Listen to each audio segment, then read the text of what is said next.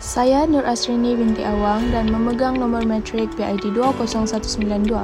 Baiklah, hari ini saya akan membentangkan projek penubuhan tadika.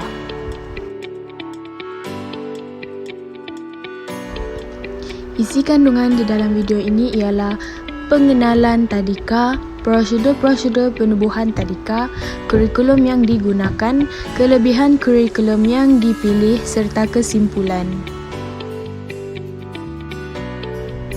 Tadika adalah singkatan daripada Taman Didikan Kanak-kanak yang mana didefinisikan sebagai mana-mana premis yang menerima masuk lebih dari 4 orang kanak-kanak yang berumur 5 hingga 6 tahun untuk tujuan menerima pendidikan dengan upah.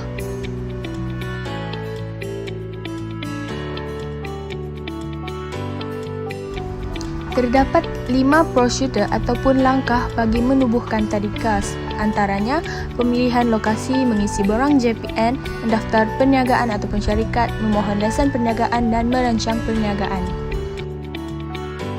Bagi pemilihan lokasi, salah satu perkara yang penting dalam memilih lokasi untuk menubuhkan tadika ialah tiada halangan dari jiran sekurang-kurangnya 10 orang tentang bunyi bising dan kesesakan yang akan berlaku. Surat kebenaran dari lot-lot berdekatan adalah diperlukan. Mengisi borang di JPN ataupun Jabatan Pendidikan Negeri. Sebelum membuka perniagaan, usahawan perlu membuat permohonan rasmi ke Jabatan Pendidikan Negeri untuk menubuhkan mana-mana tadika. Langkah yang ketiga ialah mendaftar perniagaan ataupun syarikat. Pemohon perlu pergi ke SSM untuk mendaftarkan perniagaan melalui pegawai pendaftaran.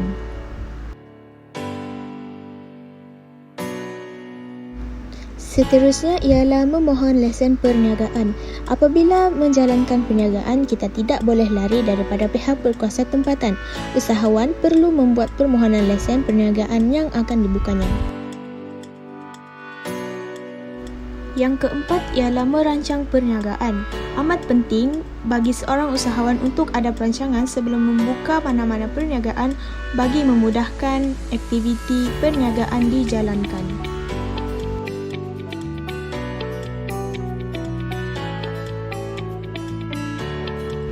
Seterusnya masuk kepada kurikulum.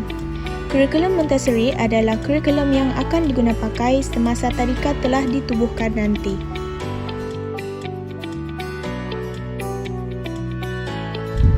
Kurikulum Montessori tertumpu kepada keperluan perkembangan penting kanak-kanak. Elemen yang diterapkan ialah kebebasan tanpa batasan dan persekitaran yang lengkap dan teratur yang dapat memastikan kanak-kanak terdedah kepada pengalaman dan material yang diperlukan.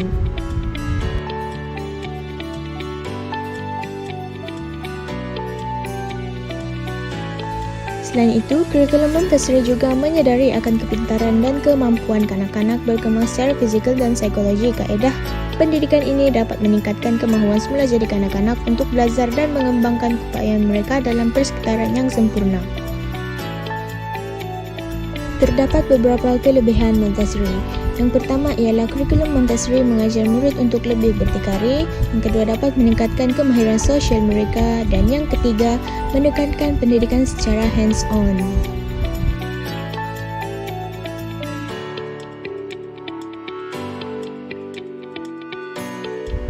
Kesimpulannya, menjadi seorang pengurus tadika bukanlah satu hal yang mudah. Seorang pengurus haruslah mempunyai kekuatan organisasi, contohnya seperti mempunyai kekuatan mental dan fizikal. Ini kerana seorang pengurus memerlukan tahap daya kesabaran yang tinggi terhadap sistem pentadbiran.